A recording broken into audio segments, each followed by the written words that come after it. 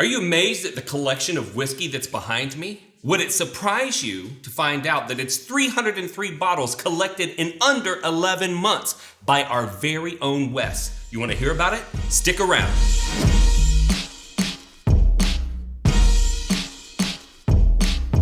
Today's special guest is our very own Wes Ireton, producer for the Bourbon Real Talk podcast. And Wes, I know that, see, y'all may not know this. I handle comments on YouTube, and you handle comments on social media. So when you're interacting with Bourbon Real Talk on YouTube, it's me. And multiple people, after we aired our first episode from this studio with this background, commented, wow, really like the new shelves, way better than the old ones. The old ones. The old ones. So what people didn't know is that we're not at my house. No. This is Wes's house. And these are his new shelves that he built, and the community likes them more than mine. Awesome. So glad they like them, man. Yeah. There was a lot of sweat and tears going on in this little speakeasy of mine. So. Sure. So, first question, how did you get into whiskey? I would say I've been into whiskey for years now. It's always been one of my favorite drinks. But I've always been the guy that has maybe 2 or 3 bottles at his house, and they're the same 2 or 3 bottles because I just like them so much.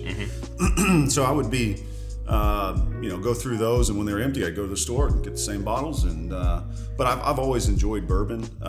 It's been one of my drink of choice for quite a while. But I recently just started collecting. And when did you transition from drinking the same ones to, hey, I want to experience new things, I want to have a number of bottles to select from whenever I do sit down to have a drink? When did that happen? Right, yeah. So, I mean, it was last year, around my birthday, actually, which is in late June. I had a party out here at the house, and everyone knew I liked whiskey, but it seemed like everyone got on the same page and brought me a bottle of whiskey. And so I instantly had 10 to 15 bottles right off the bat, and I was like, oh, that's cool. So I had to build myself a shelf to put them on. And it took me a while to work through those, obviously, with friends and family that would come over and we'd share a pour together. And I began to realize the community that bourbon could bring. And so that's where I really fell in love with bourbon, because while I do love the drink, I love the community much more that can happen around a glass. So. Absolutely. And so how many bottles, because that was under 11 months ago, because it's right now we're filming, it's mid-May. Right. So it's like 10 and a half months ago. How many bottles do you have today? I've got a little over 300, like 303 or 305. It's hard to count. I'm trying to keep count in my notes on my phone, but every time I get a new bottle, I try to put it in there, but I don't always remember. So I would say a little over 300. All right, so tell us about your display shelves. So you actually, you can't see it. You'll see it in the video that gets added in, but it actually wraps around the room. Yeah. And so how'd you design it? What's the structure? So where we're at is detached from my house. It's a little guest house, pool house area. And I wanted this to be a little separate area that kind of had that speakeasy feel to it. Like, not underground because we're on the second floor, but that kind of vibe, low lit, just old wood, leathers, and that sort of thing. So, built the shelves one weekend, knocked it out, and almost ready to build some more. It looks like we're about full. Almost full. Yeah. So Wes, if you guys don't know, lives the male fantasy. Okay, this beard. Just imagine the life that you would live if you had a beard that was this epic, and that's his actual life. He lives like 50 acres, grows his own food, raises his own cattle, has his own pond. Part of it's set up for duck hunting, the other part for fishing. Rides a horse. Like it's the whole fantasy, and it's a fun place to be. Yeah. Well, one man's fantasy could be another man's fear. Yeah, sure. It is a lot of work taking care of 50 acres. It's not the life for everybody, but I love it. Yeah. And I'm super blessed to be where we're at out here in the middle of nowhere. Yeah. Hey, nice hat. Hey, thanks. Nice lanyard. Nice rocks glass. Thanks, man. Nice travel case. Nice blend topper. Thank you. Nice candle. Nice bottle bag. Thanks, man. That's a nice tumbler. Nice women's t-shirt. Oh, thanks. Nice extra schmedium shirt. Get yourself some nice things and get all the compliments that come along with it. Shop bourbonrealtalk.com. So, how did you acquire so many rare and interesting bottles? Because people always want to know when you have a collection, especially one that you grew this quickly. There are new people that are like, I couldn't imagine having 300 bottles in 10 and a half months. Right. So, how did you acquire bottles? Well, I'm really hoping my wife's not watching this episode, although she does know that all the work and the money that's gone into buying whiskey. But yeah, it's honestly, and we say this a lot on this show, that it's just been relationships, really. Going to bottle shares, swapping bottles, getting samples first and seeing if I like the whiskey, and if I do, go out and search and hunt for it. Whiskey hunting is an absolute blast for me. I know one day it might get a little bit old and cumbersome as it does, but being so new into the collecting world, I still get a lot of joy out of that store manager or the guy who unloads the trucks shooting me a text saying, hey, we just got this in, hurry up here, I'll set a bottle aside for you. And that just comes from relationships. So I think, using my allowance every week to go buy a bottle or two, plus pairing that up with great people, great relationships, and that's how you get there. Yeah, I can't tell you how many times somebody has contacted me that lives closer to where I live and said, I have a bottle for Wes, can I drop it off at your house? You'll probably see him before I do. Yeah. So how did you find me? Because you reached out to me and said like, hey, I watch your podcast and it doesn't suck, but we could probably step it up a notch. How'd you find the podcast? Yeah, that's an interesting story because it was right about that time that I was getting serious about wanting to learn a lot more about bourbon. Like I said, I've always been a bourbon fan, but it was just very surface level, scratching the surface of what bourbon was really all about. And so in looking online for podcasts to listen to, because I do spend a lot of windshield time, I came across Bourbon Real Talk and was just blown away by the knowledge that Randy has. And I was like, man, this guy knows a lot about whiskey. And in one way or the other, I figured out that he lived in Texas, and not only in Texas, but not too far, just an hour or so away. And so I was like, man, this guy is somebody I definitely want to search out and reach out to. And at that time, I thought it was only a podcast. I didn't know there was a YouTube side of things.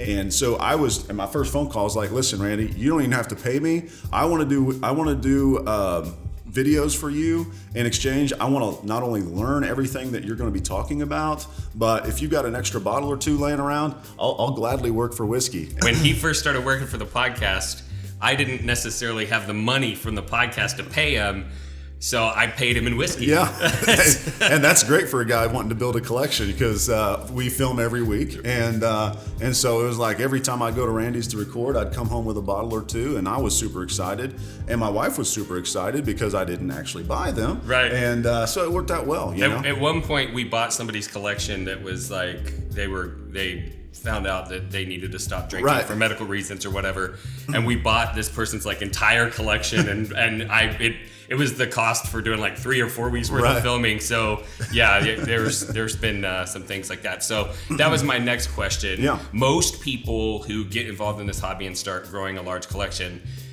they wonder like, how do you do this and your spouse not murder you? Right. So how does Sarah feel about all this? Well, she's been gracious, and even though she's not a super big bourbon fan herself, she will drink it.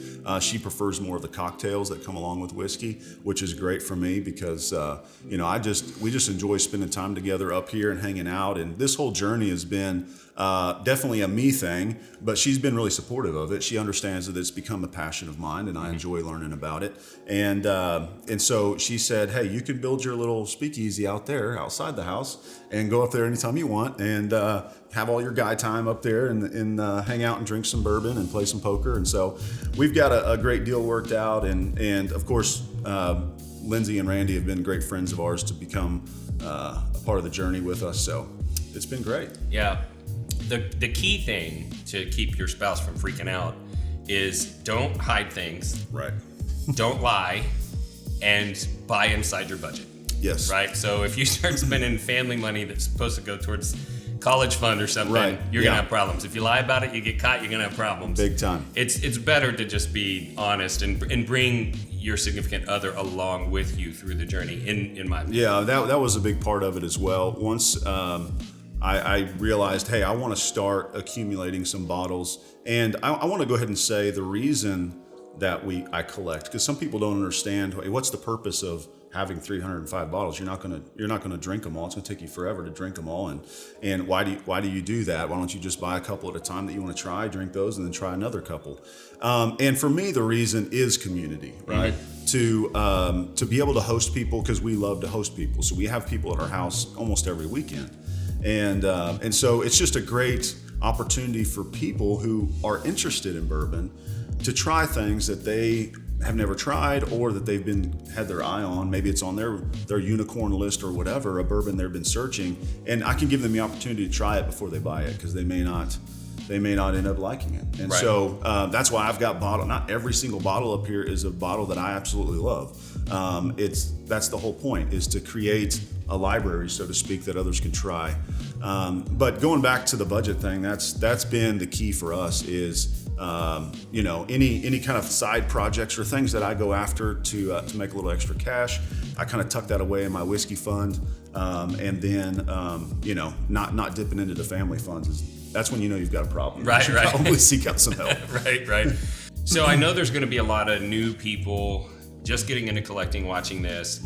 In your journey, what have you learned that if you had to do it over again, you would do it differently, if anything? That's a good question. The importance of doing blinds and double blinds before you go and chase down an expensive bottle that you're willing to pay over retail for. Mm-hmm. When we started doing those together, you and I, along with other people on the show,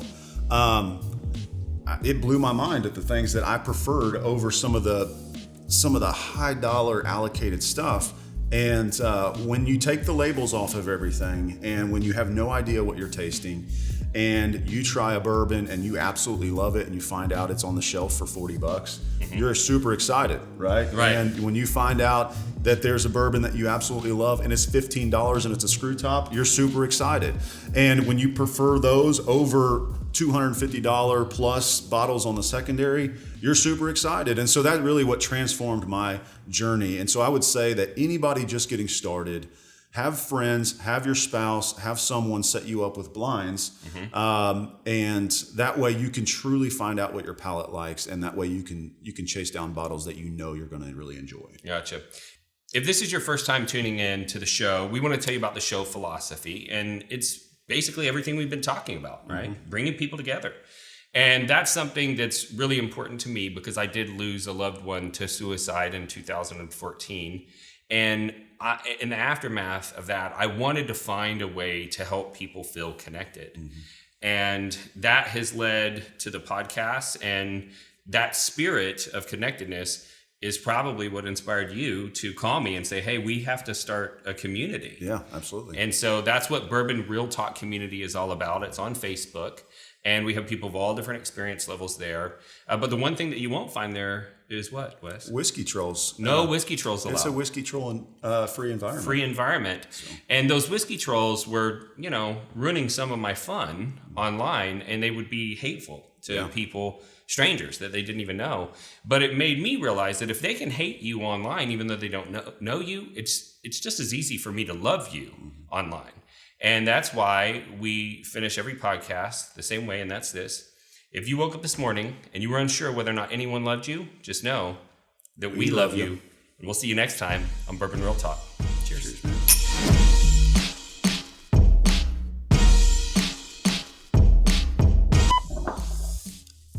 I need the kabuki brush.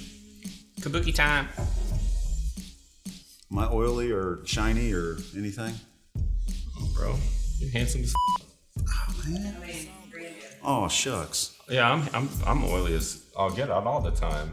But she makes me put a lot of weird creams and shit on my face. Ooh. So, yeah, no. I'm good. We're good, I think. Yeah, we're good. I mean, he can fix it in post, right? Fix it in post. Mm-hmm. You can make me handsome in post. Look at that. That's what post is all about. That's what post is all about. Okay, all right. So, a whiskey troll is a person who seeks negative attention and uses contrarian attitudes to derail civil discussion in online forums. They communicate in ways they never would face-to-face because they're keyboard warriors. Their only goal is to make other people feel inferior. Hey guys, I'm new here. I just got my first Blanton's. And trust me, you probably paid way too much.